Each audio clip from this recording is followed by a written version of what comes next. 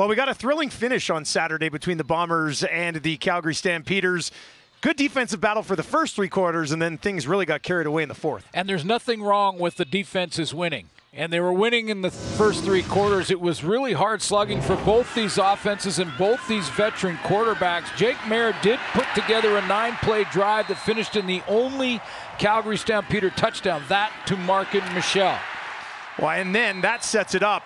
Winnipeg with Zach Collaros injured. Zach, we'll get to more on that coming up and explain exactly what happened there. But Strevler is in the game and has to lead a game-tying drive. He only has a handful of seconds, about a minute to go, and he goes 8 plays, 74 yards in just 47 seconds. And then, with a couple of key throws back-to-back, gets down on the goal line. This is maybe one of his best throws of the game. Gets down on the goal line, finds Drew Wolodarski, and we have a tie football game going into overtime. We also have the first passing touchdown that the Bombers have had all season. Comes from Strevler, sets the stage for overtime, though, and it was a former Bomber that kind of put one of the final nails in the coffin here. Yes, it was in the first chance in overtime for Chris Strevler. It was DeMario Houston that cuts underneath. Of course, the former Bomber, he has one interception already this year. That's number 2. They had a penalty on it, so it pushed Calgary back, but Paredes, 52 yards to knock it home and give Calgary the win.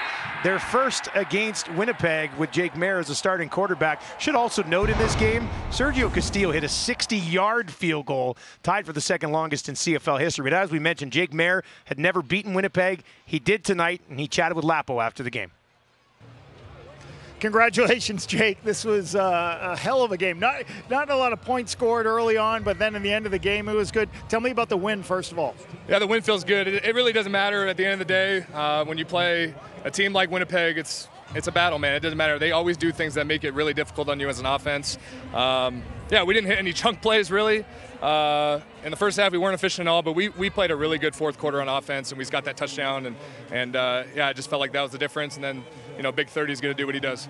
Yeah, you certainly had to take the screen game and because they weren't giving you any of the shots downfield, right. But you guys had adapted very well to that. One thing about Winnipeg, from my experience, man, is they're just so good at mixing things up on you and from week to week. You might feel like you got some shots in the game plan. You get to game day, and it's like, oh, man, they got a totally different picture that you have to adjust to. And so credit to them on that. But, I just feel like as an offense, we can still do a better job of hitting those chunk plays when they're there, because we didn't today. But, hey, we'll take a win. Congratulations. Hell of a win. Thanks, man. All right, from one quarterback to the other, and the injury bug has not just bit the Bombers this year. It's chewed them up, and it's swallowing them right now. No Kenny Lawler, no Dalton Schoen, and Zach Collaros left this game after the first half. Yeah, it was in the second quarter where he took a hit. The Calgary Stampeders inserted into the lineup Joshua Coatney for this out of Ole Miss. He's a big boy at 350 pounds at defensive tackle. Now, it was a clean hit. It was a hit to the target area, which is between the shoulder pads and above the knees.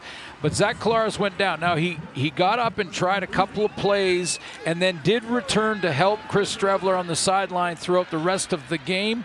But we don't know the full extent of his injury. I'm sure that'll be a topic of discussion this week in Winnipeg. Oh, just a little bit. Yeah. Just a little bit. What we do know is that the Bombers are 0-4 to start the season. They get Ottawa next week. As for Calgary, now sitting at 2-1, real stiff test as they take on the unbeaten Montreal Alouettes.